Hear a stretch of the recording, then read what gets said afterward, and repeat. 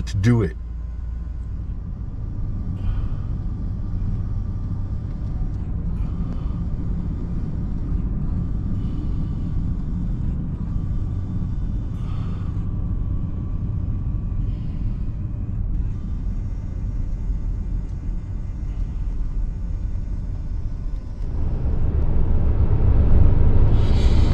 So heading south on 90 West out of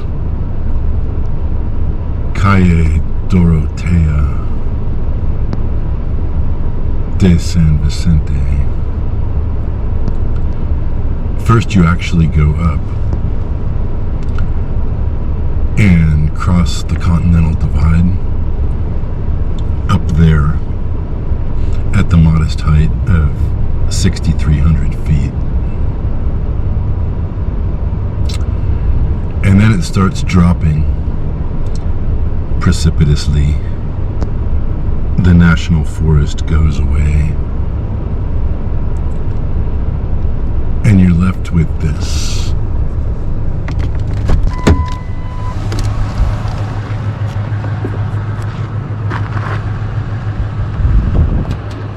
Flat, dry, hot. Not right now, but generally speaking.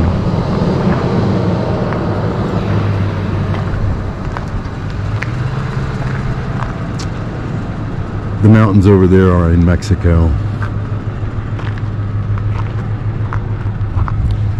There's a couple of good things and a couple of bad things to say about this Hidalgo land.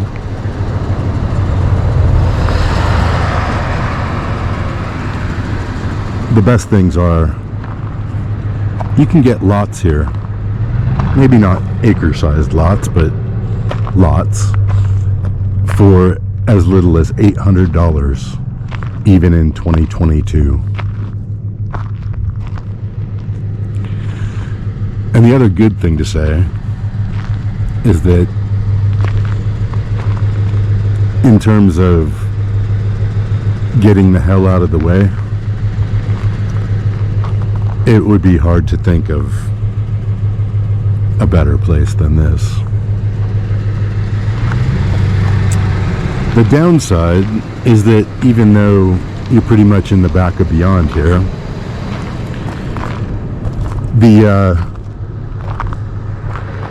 counties still want to get involved in ridiculous bullshit like where and when you poop. I'm talking about a septic tank. These are not zoning-free counties, in spite of what it might look like. Hey, bird.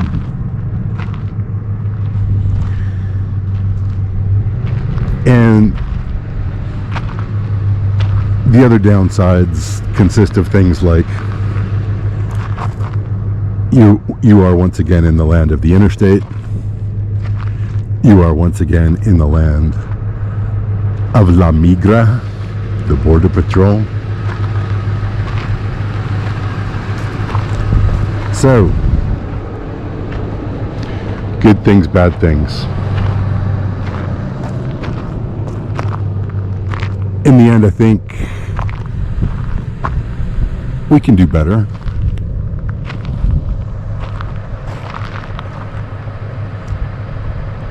In the new day. So I turned off of 90 West onto 70 West, and as we approach the Arizona line, you can see the land is a little nicer here. It is still in Hidalgo County, and a little worse than that, it very much has that feeling of land that is millions of acres owned by one or two guys with no development because they don't want to let go of their cow-based monopoly, their welfare ranching lifestyle. So there's no place to buy an $800 or a $8,000 lot and plunk something down on it.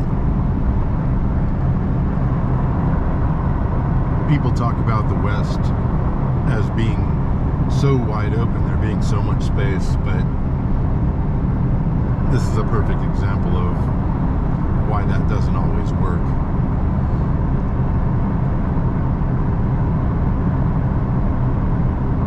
Sometimes it's the national forest that has monopolized the land.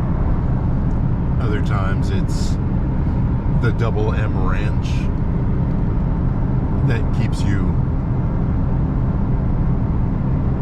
away from being able to own a piece of it. The conservatives will yell and scream all day about, you know, the federal government monopolizing.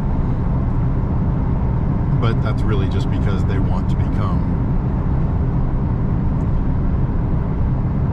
a million-acre owner themselves and enforce their own monopoly. Junction 92.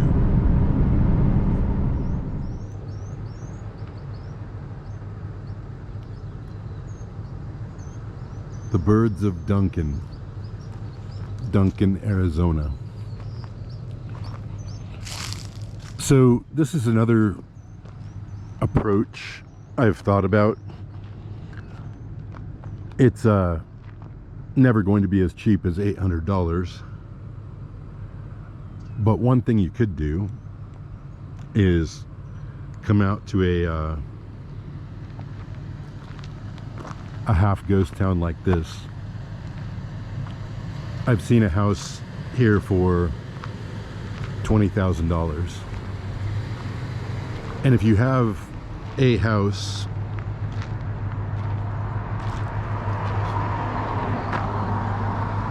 you could park an RV on it, or whatever it is that you actually intend to live in. The condition of the house doesn't matter much.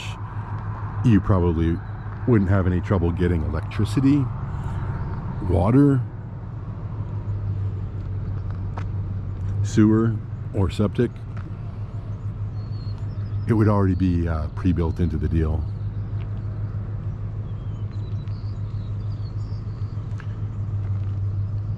So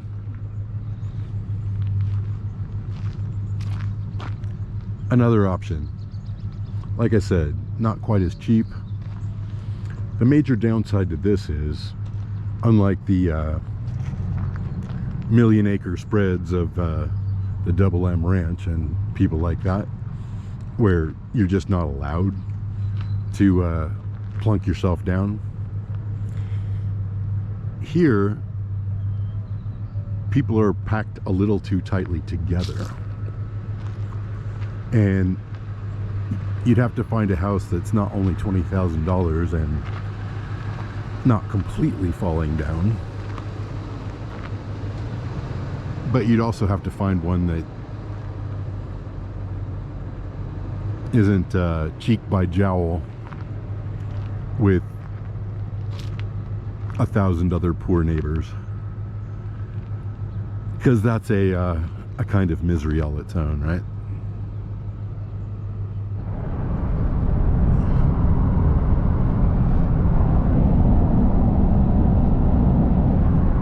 I turned it on by accident, but that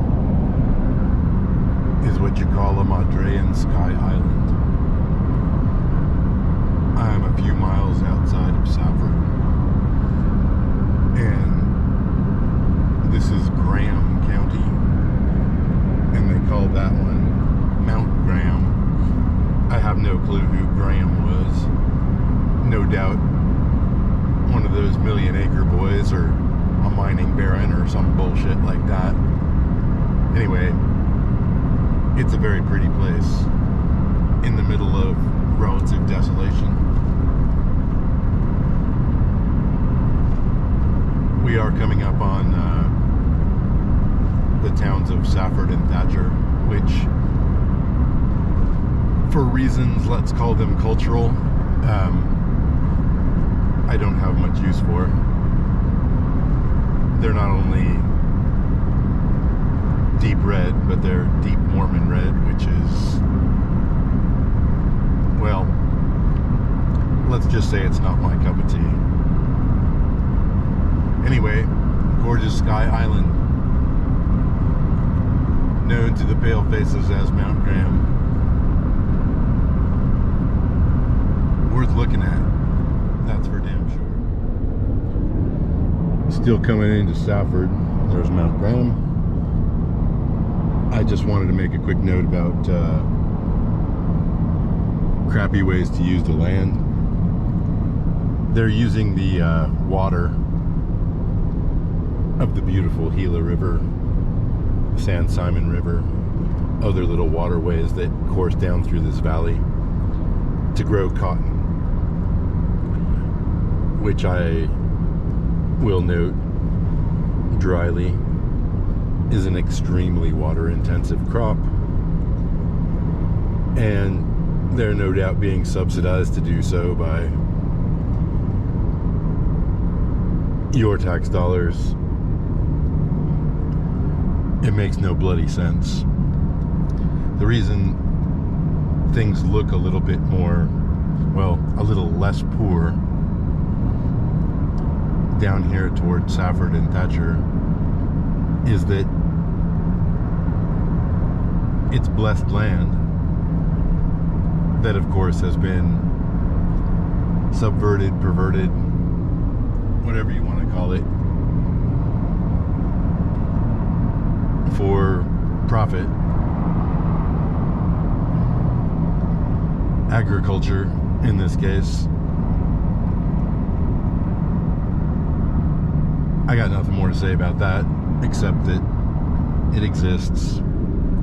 It's a thing.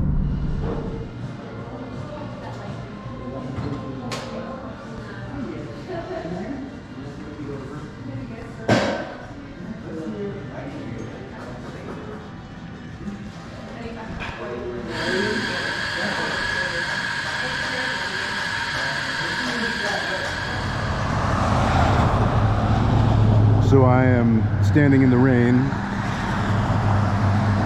in Globe, Arizona, actually more properly Miami, Arizona, the smelter town, not the mine town. And I'm taking a picture of this gas station because I used to live there 40 years ago. I'm not 100% sure it's the same place, but if not, it's kind of close enough. Back then it was just a derelict gas station, not a cutesy gift shop. The story of my brief few months living here is not video friendly. Maybe I'll write it down if I have time tonight. In the meantime, you can see the pretty mountains up there. It looks very much like it's snowing, but we're down around 3,000 feet, so this is actually a warm rain. And surprisingly, coming down hard. By the way, speaking of smelter town, mining town, there's an example of why you don't want to live in Globe, Miami. I mean, Safford, Thatcher, cotton fields are one thing, but a straight up extractive industry like this, nah. I don't want to work in Mr. Peabody's coal mine or live anywhere near it. Let me dry this camera off before I lose it.